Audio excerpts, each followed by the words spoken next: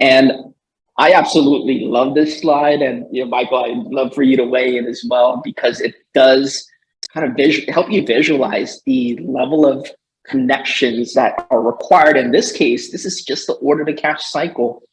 And if you look at the different tools, and one of the reasons why I'm a big fan of Celigo is, historically these systems aren't expected to talk to each other. They are meant to be disparate. You're supposed to have your own silos. But in this world, I mean, just look at the volume of solutions here. And this all happens in sequence too. So the reason why solutions like Integrator.io are so valuable is because it can help you tie the thread throughout all these different steps in the process. But again, this speaks broadly into the importance of being strategic about your automation approach, because the level of impact up and down the work stream is very high and very relevant and very important to think through. Yeah, and it's typically where we see our customers first starting, right, on that automation journey from in quote to cash. So it's a really important first step, and I think that's one of the reasons why we wanted to highlight it. Absolutely, and I've been in these details before, so maybe I can spend less than a few minutes, hopefully, just articulating with specific examples of some of the challenges that organizations go through without thinking about this in an interconnected way, and leveraging solutions like Integrator.io. So the classic use case for a lot of pre-IPO companies, B2B SaaS specifically, having Salesforce as a CRM, opportunities being closed won, and then just pushing that into an ERP like a NetSuite to create sales order transactions. Back in the old days, you knew that Salesforce closed won means someone in accounting manually enters it into NetSuite. But with solutions like Integrator.io, and Michael, you brought up the point earlier that you make it really easy for non-technical folks to do it. I've been able to build that integration, and it's important, right? Because you're no longer having to duplicate entry into two different systems.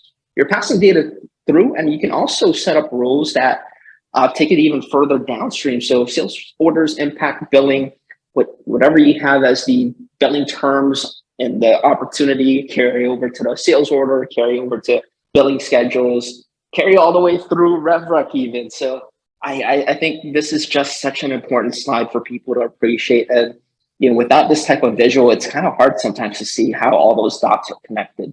Yeah, and I think it's really important to sort of highlight that sales and finance are looking at the same data at the same time, right? Often there's, previously there's a big delay and a big lag on, they're perhaps looking at the same data, but they're looking at it a day late, right? And that can have major impact on decisions made in the organization. Absolutely. Oh, wow. Yeah, there was even more in this, Michael. So I just clicked a few more with the automation. Keep on going. Yeah, I mean, this is just order to cycle. I'm sure the audience knows this is just one cycle within, broader set of cycles like record to report, P2P. So a lot going on there. All right, I think this is the last slide before I share some really tangible, hopefully low-hanging fruit tips with the audience here. But just as a last slide, I think we all know by now why automating processes are critical. Tedious tasks, no one has time for it. Next generation accountants don't want to do it. Yes, some of the old school accountants in my network, including myself, do love our spreadsheets. It's hard to break away from it. But automation is really what's going to drive the next level of growth in the profession. And if we continue to be stubborn about the need to change, we are going to be in bad shape, not only because businesses are evolving quickly, we need to support them quickly, but there are going to be no accountants around if all they are relegated to do is manual spreadsheet work every month. No one wants to do it.